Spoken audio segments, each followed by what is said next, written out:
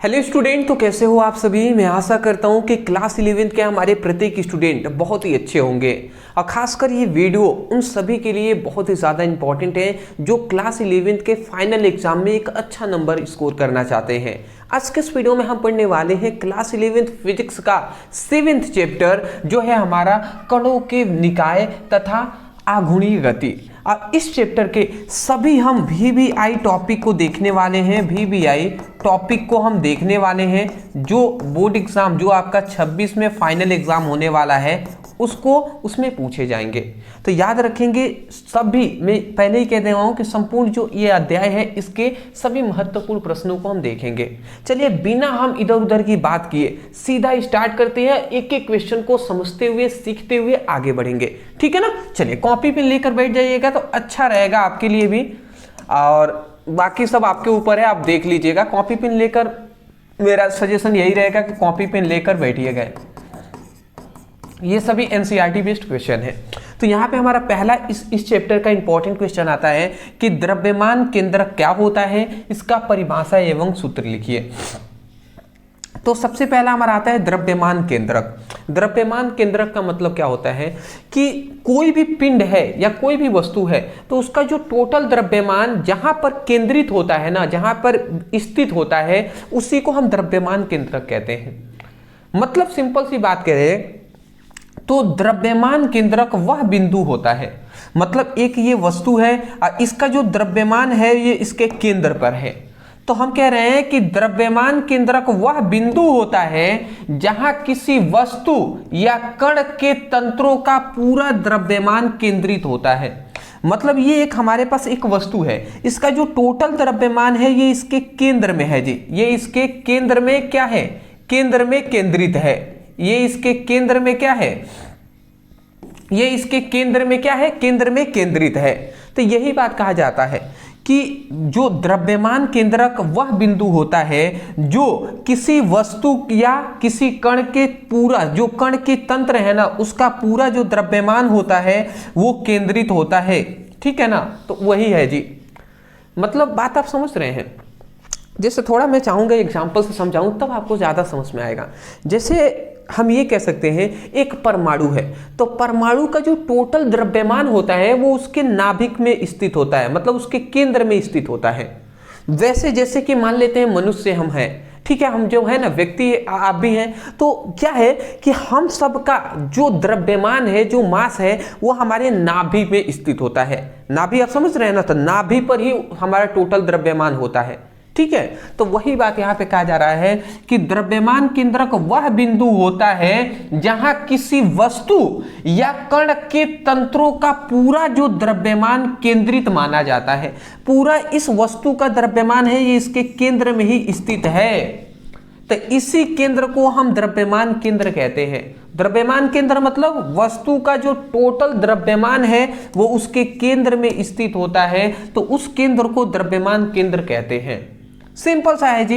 तो मैं आशा करता हूं तो कि द्रव्यमान केंद्र का मतलब आपने समझ लिया होगा कि द्रव्यमान केंद्र का मतलब किसी वस्तु का जो द्रव्यमान है वो उसके केंद्र में स्थित हो, तो उसी को हम क्या कहेंगे? द्रव्यमान केंद्रक कहते हैं। इसका एक फॉर्मूला याद रख लीजिएगा। हाँ, इसका फॉर्मूला आप याद रख लीजिएगा। XCM equal to M1 x1 plus M2 x2 plus M3 x3 इस तरीके से निकलता जाएगा। Into x1 plus x2 sorry M1 plus M2 plus M3 इस तरीके से होता जाएगा। तो ये आप याद रखिएगा।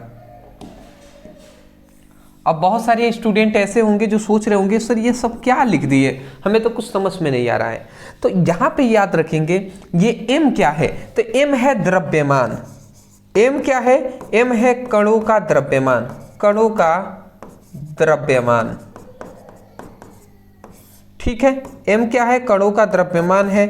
और यहाँ पे X क्या है? तो X है कणों के बीच की दूरी। कणों के बीच की दूरी, मतलब x क्या है? दूरी है। समझ रहे हैं? जैसे कि सिंपल सी बात है, मान लेते एक ये कण है, एक ये कण है, एक ये कण है, एक ये कण है। यहाँ पे मान लेते हैं सपोज एक 3 ही हम कण मानते हैं। अब यहाँ पे हम ये कह रहे हैं या 4 कण हम मान लेते हैं। मान लेते इस कण का द्रव्यमान है m1, इसका m2, इसका m3, इसका m4, ठीक है।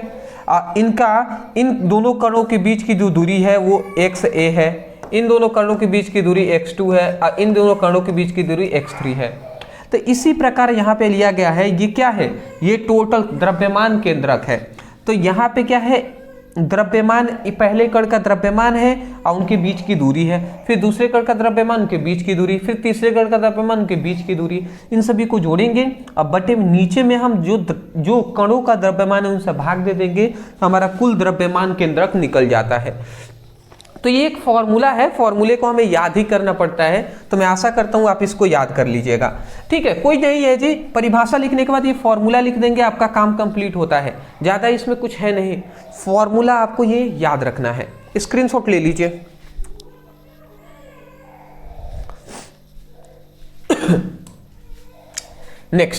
नेक्स्ट हमारा क्वेश्चन आता है, क्या आता है जी, कठोर पिंड से क्या अभिप्राय है, उदाहरण सहित समझाइए। अब कठोर पिंड क्या होते हैं ये हमें बताना है।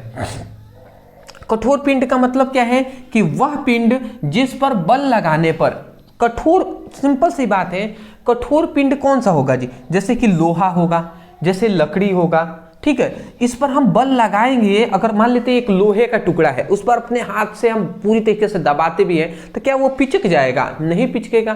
तो वही बात है, उसको आकार बदलता नहीं है, ठीक है। बल लगाएंगे भी तो आकार जल्दी नहीं बदलेगा।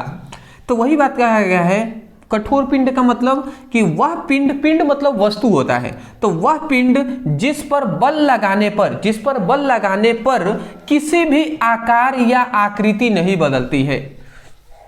मतलब क्या है कि वह पिंड जिस पर बल लगाने पर भी आकार और आकृति नहीं बदलती है, अर्थात उनके कणों के बीच की दूरी हमेशा समान रहती है, तो उसी को कठोर पिंड कहते हैं।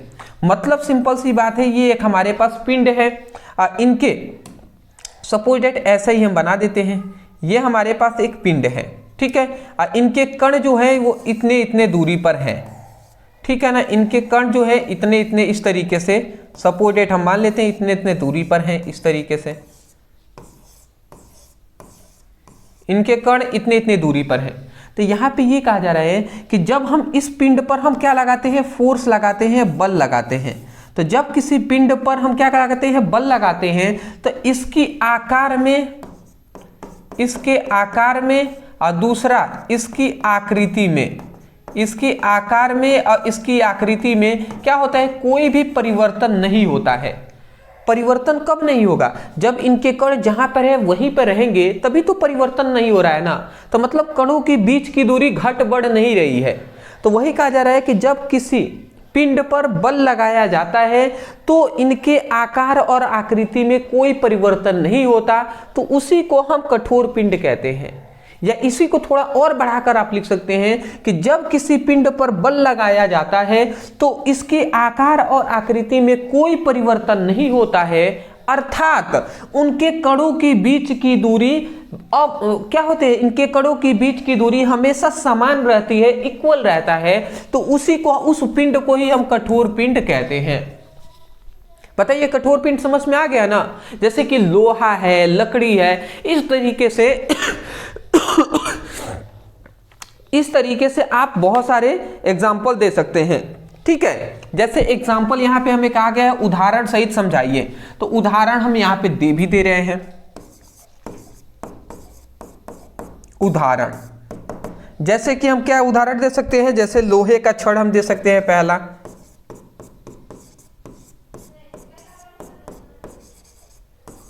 पहला लोहे का छड़ है। दूसरा हम क्या देख सकते हैं, लकड़ी का डंडा है।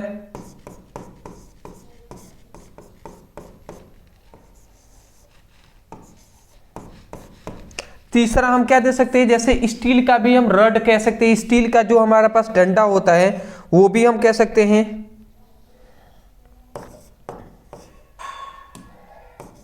स्टील का छड़ कह सकते हैं। तो ये हमने यहाँ पे लिख दिया है 3 एग्जाम्पल, इतना काफी है जी, इतना काफी है। स्क्रीनशॉट आपने ले ही लिए होंगे। अगला हमारा आता है तीसरा हमारा आता है घूर्णीय गति किसे कहते हैं, रेखीय गति और घूर्णीय गति में अंतर बताइए। ध्यान से समझेंगे दोस्त, आसानी से समझ में आ जाएगा। सबसे पहले हमें जानना है घूर्णीय गति होता क्या है। देखिए घूर्णीय गति का हमने यहाँ पे सिंपल सा परिभाषा लिखा हुआ है। क्या लिखा है कि जब कोई वस्तु किसी निश्चित ध्रुव के अक्ष के चारों ओर घूमती है तो उस गति को घूर्णीय गति कहते हैं।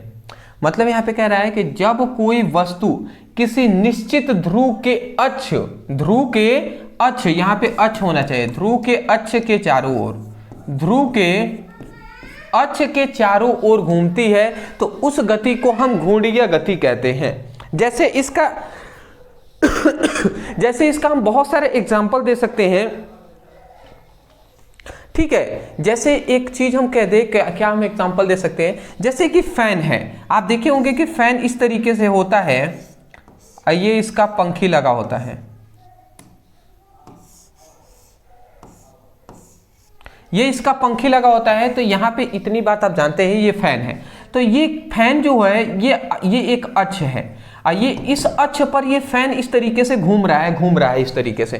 तो वही कह रहे हैं कि जब कोई वस्तु किसी निश्चित ध्रुव के अक्ष के चारों ओर घूमता है ना, तो उसकी गति ही क्या कहलाता है, घूर्णीय गति कहलाता है। जैसे कि हमारा पंखे की गति क्या हो जाएगी, घूर्णीय गति हो जाएगी। तो इस तरीके से पंखे की गति की तरह से कोई भी होगा तो वो घूर्णीय गति ही कहलाएगा। आशा करता हूं कि आपको समझ में आ गई होंगी। ठीक है, जैसे कि अदर और भी हम दे सकते हैं, जैसे एग्जांपल हम दे दें। जैसे यहां पे ही हम एग्जांपल दे रहे हैं। जैसे पंखे की गति,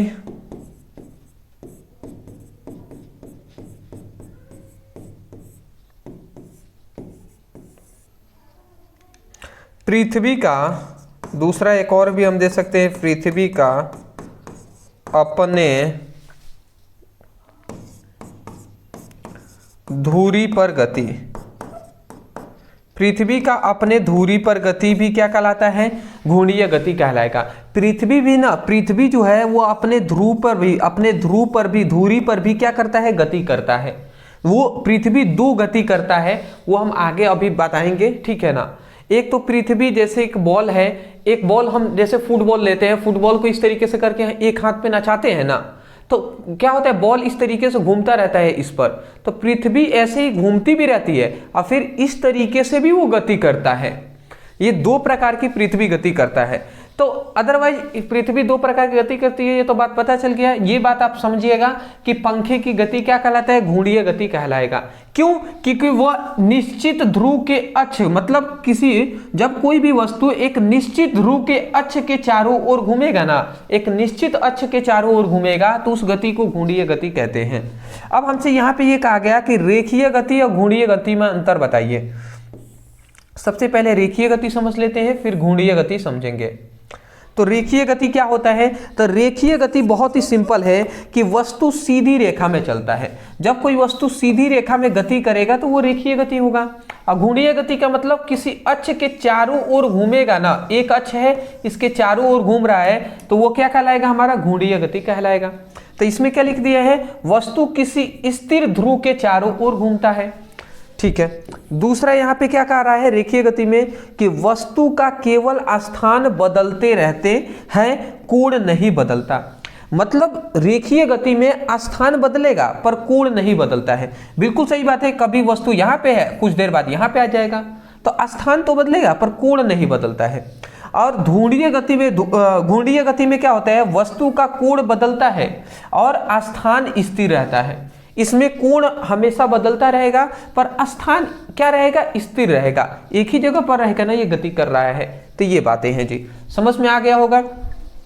तीसरी बात होता है कि सीधी रेखा वाले भी वेग का प्रयोग करते हैं। मतलब सीधी रेखा जो हमारा रेखीय गति होता है उसमें वेग को v से प्रयोग किया जाता है। और कोणीय वेग का क्या होता है, मतलब घूर्णी गति में हम कोणीय वेग का प्रयोग करते हैं। कोणीय वेग इस तरीके से ओमेगा टाइप से इस तरीके से प्रयोग किया जाता है, ठीक है ना। अगला आता है विस्थापन और दूरी मापी जाती है मीटर में। मतलब ये बताया जा रहा है कि रेखीय गति जो होता है ना उसमें विस्थापन को और दूरी को मीटर में हम मापते हैं, परंतु अगर घूर्णीय गति है तो उसमें विस्थापन कोण को हम रेडियन में मापते हैं। समझ रहे हैं, मतलब ये कहा जा रहा है कि रेखीय गति में अगर हमें विस्थापन या दूरी को मापना है तो मीटर में हम मापेंगे, अगर घूर्णीय गति में अगर विस्थापन कोण को हमें मापना है तो वो रेडियन में मापते हैं, ठीक है। ये इसका मात्रक है, मात्रक बताया जा रहा है, यूनिट, इस यूनिट में हम मापेंगे। आशा करता हूं समझ के होंगे। स्क्रीनशॉट पहले आप ले लीजिए, नहीं तो आप कहेंगे स्क्रीनशॉट लेने का समय नहीं देते हैं सर।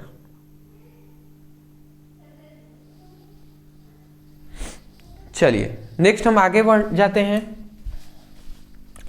अगला हमारा आता है आघूर्ण क्या है, इसका परिभाषा, मात्रक एवं विमीय सूत्र लिखिए। अब आघूर्ण क्या होता है इसका हमें परिभाषा, मात्रक और विमीय सूत्र लिखना है। तो समझ लीजिए जी आघूर्ण क्या है। तो लिखा गया है किसी वस्तु को घुमाने की क्षमता को ही हम आघूर्ण कहते हैं। समझ रहे हैं, सिंपल सा तो है, किसी वस्तु को घुमाने की जो क्षमता होती है वही आघूर्ण होता है। कोई भी वस्तु को हम घुमा रहे हैं तो वो जो कैपेसिटी है, जो क्षमता है, उस क्षमता को ही हम आघूर्ण कहते हैं। बताइए समझ में आ गया कि नहीं, आघूर्ण किसे कहते हैं? बिल्कुल समझ में आ गया होगा आपको।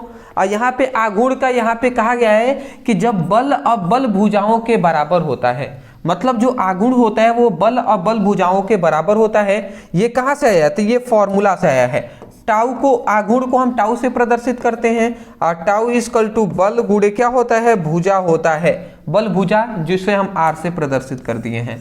तो ये फॉर्मूला होता है। ये क्या है? ये हमारा आघूर्ण है। ये क्या है? बल है। और ये हमारा क्या है? एफ क्या है? बल है। आर क्या है? आर क्या है? बल भुजा है। इतनी बात आपको आसानी से समझ में आ जानी चाहिए, ठीक है। चलिए इसके बाद यहां पे हमारा आता है हालांकि इसको बल भुजा तो है, बट इसको अगर न्यूमेरिकल जब सॉल्व करेंगे तो आर का जो नाम देगा, अच्छे तरीके से आप समझ जाइए आर क्या है। तो बल से घुमाने वाले, यहां पे मैं लिख दे रहा हूं हिंदी में, बल से घूमने वाले बिंदु तक की दूरी, बल से घूमने वाले बिंदु तक की दूरी को क्या कहलाएगा? वही है, दूरी है आर। बल से घूमने वाले बिंदु तक की दूरी है आर। ये बात को आप याद रखेंगे। सिंपल सा अगर चाहे तो आप दूरी भी यहाँ पे लिख सकते हैं। मतलब कोई बल लगाकर किसी वस्तु को यहाँ से यहाँ तक भेज दिए तो इनके बीच की दूरी कितने दूर तक भेजा गया है, वही बात यहाँ पे कहा जा रहा है। आर क्या है? दूरी है, ठीक है। यहाँ पे एक चीज पूछा गया है, परिभाषा के साथ मात्रक विमीय सूत्र भी पूछा गया है। तो चलिए यहाँ पे हम लिख भी देते हैं मात्रक, और दूसरी बात हमें बीमा यहाँ पे पूछा गया है। तो विमीय सूत्र हमने निकालना सिखाया भी है, आप नहीं देखे हैं तो आप जाकर देख भी सकते हैं हमारी वीडियो। इसका मात्रक क्या होता है? तो न्यूटन मीटर इसका मात्रक होता है। तो न्यूटन मीटर ये इसका मात्रक हो गया। और इसका विमीय सूत्र क्या होता है? mL/T-2 होता है। ये इसका क्या हो गया? विमीय सूत्र हो गया। तो ये सब आपको याद करना है, ठीक है ना। चलिए आप स्क्रीनशॉट ले लीजिए थोड़ा सा।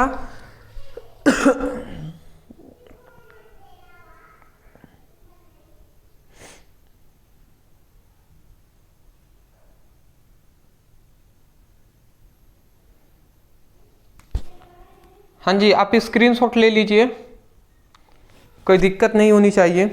जस्ट अ सेकेंड, थोड़ा सा मुझे समय देंगे। एक काम मैं कर लूं यहाँ पे।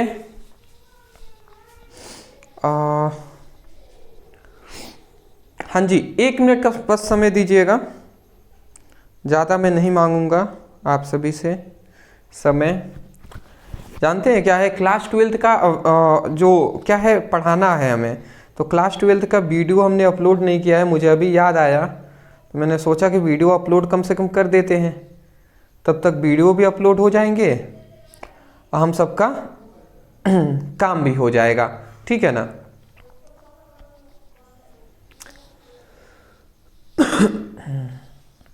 क्या हो रहा है भैया अभी तक?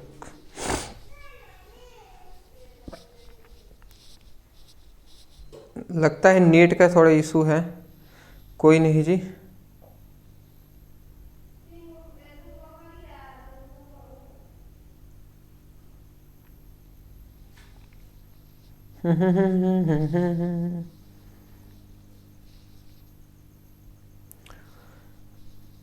बस बस बस भैया, बस कुछ समय और। हाँ जी, होने लगे, ठीक है। बहुत बहुत शुक्रिया आपका, यहाँ तक रुके आप सभी। ठीक है, चलिए काम ये हो रहा है, इसको होने देते हैं, हम सभी अब पढ़ाई की ओर बढ़ते हैं। तो ये हमने समझ लिया ना। चलिए नेक्स्ट अपने क्वेश्चन की ओर बढ़ते हैं। अगला हमारा 5th नंबर जो क्वेश्चन आता है वो है जड़त्व आघूर्ण की परिभाषा लिखिए तथा यह किन किन बातों पर निर्भर करता है। बहुत ही ज्यादा इंपॉर्टेंट है। यहाँ पे कह रहा है जड़त्व आघूर्ण, ठीक है ना, जड़त्व आघूर्ण की बात कर रहा है। तो चलिए हम समझ लेते हैं जड़त्व आघूर्ण क्या होता है। यहाँ पे हमने सिंपल सा परिभाषा लिखा है जड़त्व आघूर्ण का। लिखा गया है कि किसी पिंड को किसी अक्ष के चारों ओर घुमाने की आवश्यकता, घुमाने में आवश्यक कठिनाई को हम क्या कहते हैं, जड़त्व आघूर्ण कहते हैं। मतलब आपने समझा यहाँ पे क्या किस चीज की बात हो रही है, कठिनाई की बात हो रही है। यहाँ पे कह रहा है कि किसी पिंड को किसी अक्ष के चारों ओर घुमाने में आवश्यक कठिनाई को हम क्या कहते हैं, जड़त्व आघूर्ण कहते हैं। मतलब मान लेते हैं कोई वस्तु है, ये उसका अक्ष है, इस अक्ष के चारों ओर, मतलब इस अक्ष पर ही वो गति कर रहा है। मतलब यहीं पर जैसे एक पंखे की गति भी हम कह रहे थे, तो पंखे की गति है, तो पंखा इस तरीके से है, ये पंखा है और ये क्या कर रहा है, अपने अक्ष पर क्या कर रहा है, अपने अक्ष पर ही क्या कर रहा है, घूम रहा है। तो इसको घुमाने में जो आवश्यक कठिनाई आएगा ना, उस कठिनाई को ही हम जड़त्व आघूर्ण कहते हैं। तो वही लिखा गया है कि किसी भी पिंड को या किसी वस्तु को किसी अक्ष के चारों ओर घुमाने में आवश्यक कठिनाई को ही हम क्या कहते हैं, जड़त्व आघूर्ण कहते हैं। समझ में आपको आ गया होगा। देखिए इसी का हमने दूसरा एक और डेफिनेशन कर दिया है, ये समझ में आ जाए तो अच्छी बात है, ना आए तो ये भी समझ जाइएगा कि पिंड के द्रव्यमान का उसके आघूर्णीय अक्ष की दूरी के वर्ग के साथ गुणनफल का योग क्या कहलाता है, जड़त्व आघूर्ण कहलाता है। तो ये हमने किससे आया, तो ये हमारा आया है उसके फॉर्मूले से, ठीक है। मतलब यहाँ पे जड़त्व आघूर्ण का एक फॉर्मूला होता है, और वो फॉर्मूला है जड़त्व आघूर्ण equal to I equal to क्या होता है, M R square, M into R square, ये हमारा होता है जी। ये एक फॉर्मूला होता है, इस फॉर्मूले के हिसाब से ही यहाँ पे सब कुछ लिखा गया है, ठीक है ना। अब यहाँ पे ये आप समझ जाइएगा कि यहाँ पे आई क्या है, आई क्या है, तो यहाँ पे आई क्या है, जड़त्व आघूर्ण है।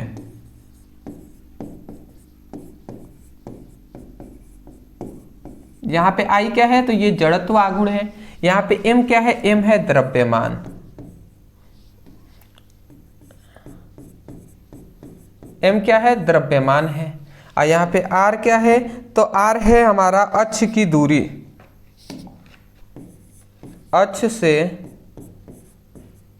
दूरी, अक्ष से दूरी हो जाएगा।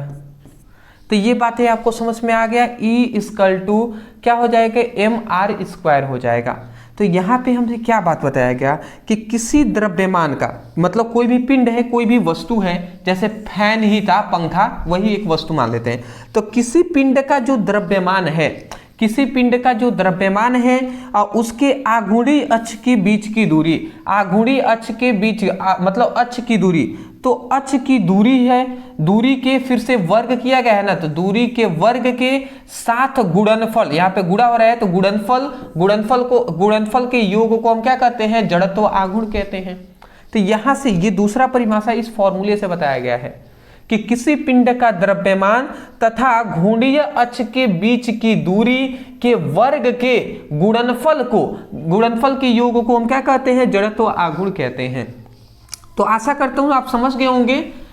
या तो आप ऊपर वाला कह दीजिए या नीचे वाला इस फॉर्मूले के हिसाब से भी कह सकते हैं, उसमें कोई दिक्कत वाली बात नहीं है दोस्त, ठीक है ना। अगली बात यहाँ पे हमें ये जानना है, कह रहा है कि जड़त्व आघूर्ण किन किन बातों पर निर्भर करता है, ये हमें बताना है। तो यहाँ पे हमने लिख दिया है जड़त्व आघूर्ण किन किन बातों पर निर्भर करता है, ये देख लीजिए। तो पहला है हमारा, पहला है पिंड के द्रव्यमान पर, मतलब द्रव्यमान जितना अधिक होगा उतना ही जड़त्व आघूर्ण भी उतना ही अधिक होगा। सिंपल सी बात है, जितना द्रव्यमान वस्तु का अधिक होगा, वस्तु जितना भारी होगा, जड़त्व आघूर्ण भी उतना ही अधिक होगा। दूसरा हमारा यहाँ पे कह रहा है कि द्रव्यमान का वितरण पर, मतलब द्रव्यमान जितना अक्ष से दूर होगा उतना ही जड़त्व आघूर्ण उतना ही अधिक होगा। मतलब क्या होता है कि जितना अधिक दूर होगा ना, जितना अधिक दूर होगा द्रव्यमान, जितना अक्ष से दूर होगा उतना ही जड़त्व आघूर्ण जो आई है वो उतना ही अधिक होगा। तीसरी बात यहाँ पे कह रहा है कि आघूर्णी अक्ष की स्थिति पर, मतलब अक्ष बदलने से आर बदलता है। अगर हम अक्ष बदलेंगे तो जो दूरी होगा वो बदलेगा, इसीलिए आई भी क्या होगा, बदल जाता है। आई मतलब जड़त्व आघूर्ण भी बदल जाता है। अगर हम अक्ष बदलेंगे तो अक्ष बदलने से आर भी बदलता है। आर मतलब दूरी है, अक्ष की दूरी, तो अक्ष की दूरी भी बदलेगी, और जब अक्ष की दूरी बदलेगी तो जड़त्व आघूर्ण जो आई है वो भी बदलता है। तो इस पर भी निर्भर करता है। अगला कह रहा है कि पिंडों का आकार और आकृति, मतलब अलग अलग आकार के लिए आई अलग अलग होता है।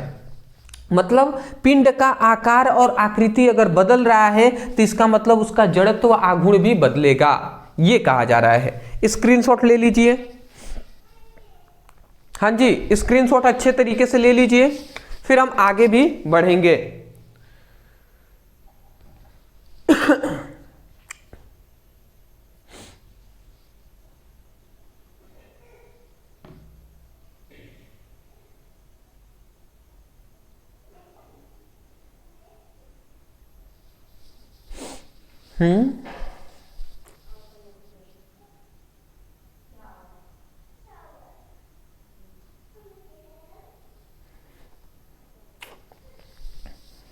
चलिए नेक्स्ट अपने क्वेश्चन की ओर बढ़ते हैं। नेक्स्ट हमारा 6 नंबर क्वेश्चन है, कोणीय संवेग क्या है, परिभाषा, सूत्र और इसके संरक्षण सिद्धांत लिखिए। तो यहाँ पे हमारा आता है कोणीय संवेग क्या है। कोणीय संवेग हम समझ लेते हैं। तो यहाँ पे लिखा गया है किसी पिंड का किसी अक्ष के चारों ओर घुमाने, मतलब किसी यहाँ पे लिखा गया है किसी पिंड का किसी अक्ष के चारों ओर घूर्णन की मात्रा को कोणीय संवेग कहते हैं। मतलब यहाँ पे अगर ध्यान से आप समझे तो कोई पिंड है और उस पिंड को, मतलब किसी पिंड का किसी अक्ष के चारों ओर घूर्णन की मात्रा को ही हम कोणीय संवेग कहते हैं। घूर्णन की मात्रा, कितनी वो घूमी है उसकी मात्रा को ही हम कोणीय संवेग कहते हैं। समझ में आ रहा है। यहां में इसका दूसरा परिभाषा दिए हैं कि पिंड के जड़त्व आघूर्ण और कोणीय वेग के गुणनफल को कोणीय संवेग कहते हैं। दूसरा ये हमारा परिभाषा, ये इसके फॉर्मूले से आया है। बट रियलिटी बात ये समझेंगे कि कोई पिंड है और किसी अक्ष के चारों ओर घूर्णन गति कर रहा है, तो घूर्णन की जो मात्रा होती है ना, कितनी मात्रा, मान लेते हैं एक फैन है वो गति कर रहा है, एक फैन है ये इस तरीके से गति कर रहा है। तो कोई भी एक पिंड है वो अपने अक्ष पर अक्ष के चारों ओर क्या करता है, घूर्णन करता है, गति करता है। तो जितनी बार, मान लेते हैं 20 बार गति किया, तो घूर्णन की जो मात्रा है वही कोणीय संवेग कहलाएगा। समझ रहे हैं। तो ये बातें कही गई थी, ठीक है ना। तो घूर्णीय गति का परिभाषा आपको आसानी से समझ में आ जानी चाहिए, ठीक है। अब यहां पे आता है घूर्णन गति का एक फॉर्मूला होता है जो होता है L आई इंटू ओमेगा। तो ये हमारा होता है जी। अब जहां पर ये क्या है, आई क्या है, तो आई है जड़त्व आघूर्ण, और ये ओमेगा क्या है, कोणीय वेग। आई क्या है, जड़त्व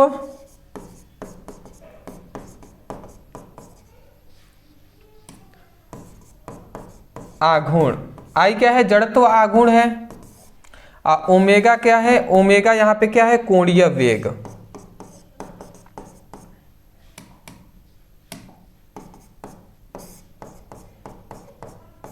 कोणीय वेग है। तो मैं आशा करता हूं कि बात आपको समझ में आ गया होगा। हम यही कह रहे हैं कि किसी पिंड का जड़त्व आघूर्ण तथा कोणीय वेग के गुणनफल को हम क्या कहते हैं, कोणीय संवेग कहते हैं। तो मैं आशा करता हूं कि आपको समझ में आ जानी चाहिए। तो किसी पिंड का जड़त्व आघूर्ण तथा कोणीय वेग के गुणनफल को कोणीय संवेग कहते हैं। समझ में आ गया ना। तो इसी बात को, किसी पिंड का जड़त्व आघूर्ण तथा कोणीय वेग के गुणनफल को ही हम क्या कहते हैं, यहाँ पे कोणीय संवेग कहते हैं। तो आशा करता हूं समझ गए होंगे। एल क्या है, यहाँ पे एल ही है कोणीय संवेग, कोणीय संवेग, ये आप याद रखिएगा। चलिए, तो कोणीय संवेग के बारे में हमने सब समझ लिया, परिभाषा, फॉर्मूला भी। अब यहाँ पे कह रहा है कि इसका परिभाषा दे दिए, फिर सूत्र भी दे दिए, इसका संरक्षण सिद्धांत बताइए। तो कोणीय संवेग का संरक्षण सिद्धांत क्या कहता है, तो कह रहा है यदि किसी पिंड पर कोई बाहरी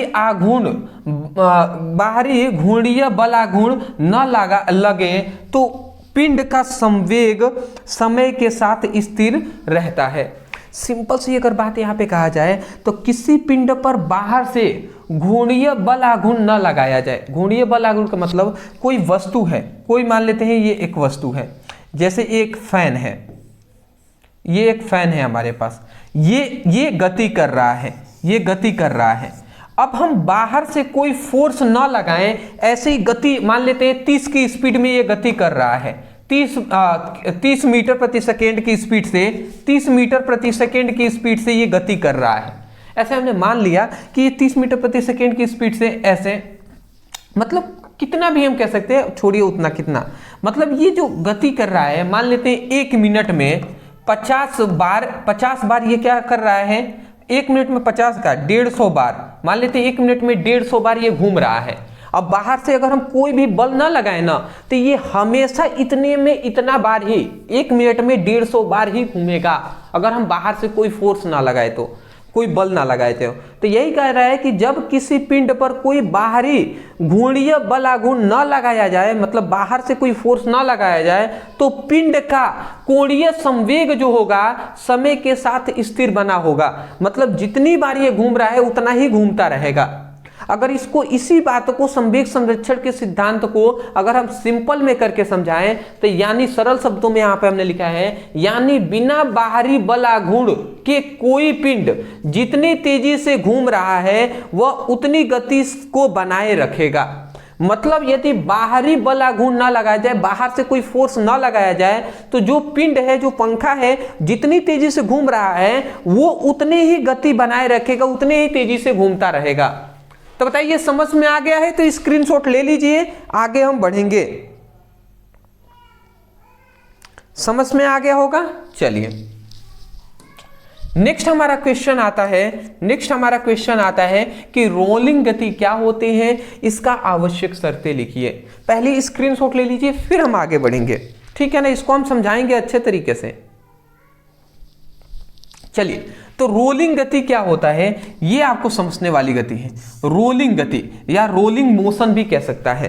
रोलिंग गति का मतलब हम ये कह सकते हैं, जैसे कि बॉल देखे हैं, तो बॉल जो होता है, एक बॉल है, अगर हम उसको फेंकते, मान लेते हैं ये बॉल है, ये एक रास्ता है, तो अगर ये बॉल गति करेगा तो ये पहले तो इस तरीके से ये घूमेगा, ये भी, मतलब ये बॉल भी घूम रहा है, प्लस ये घूमते घूमते ये गति करते हुए आगे भी बढ़ रहा है, तो इसी को हम रोलिंग गति कहते हैं।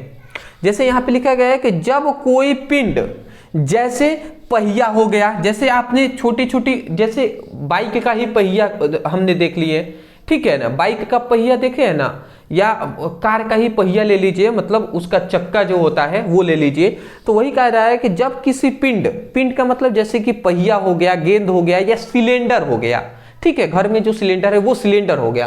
तो जब कोई ठोस पिंड जैसे पहिया, गेंद या सिलेंडर सतह पर इस तरह चलता है, जब कोई ठोस पिंड सतह पर इस तरह चलता है कि वह घूमता भी है और आगे भी बढ़ता है, वो ये घूम भी रहा है और आगे भी बढ़ रहा है। जैसे सिलेंडर है और सिलेंडर को हम ऐसे मान लेते नीचे पड़ा हुआ है इस तरीके से, हम उसको थोड़ा सा धक्का दे दिए तो सिलेंडर भी घूम रहा है और गति करते हुए आगे भी बढ़ रहा है।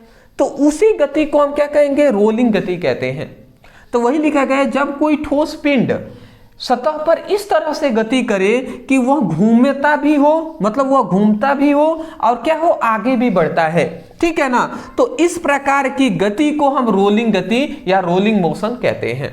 आशा करता हूं समझ गए होंगे। इसका उदाहरण आप लिख सकते हैं कि पहिए की गति, गेंद की गति, सिलेंडर की गति, ठीक है, इस तरीके से कर सकते हैं।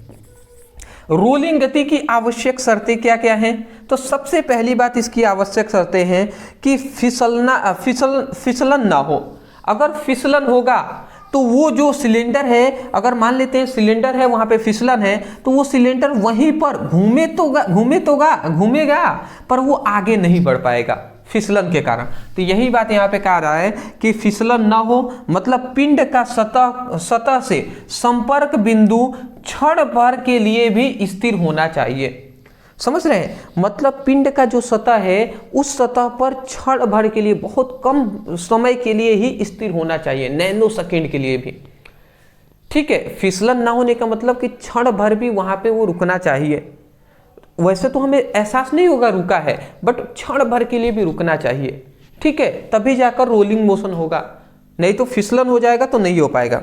दूसरा क्या है, रेखीय वेग और कोणीय वेग का संबंध। एक दूसरा हमारे यहाँ पे आवश्यक शर्त होता है, रेखीय वेग और कोणीय वेग का संबंध होता है।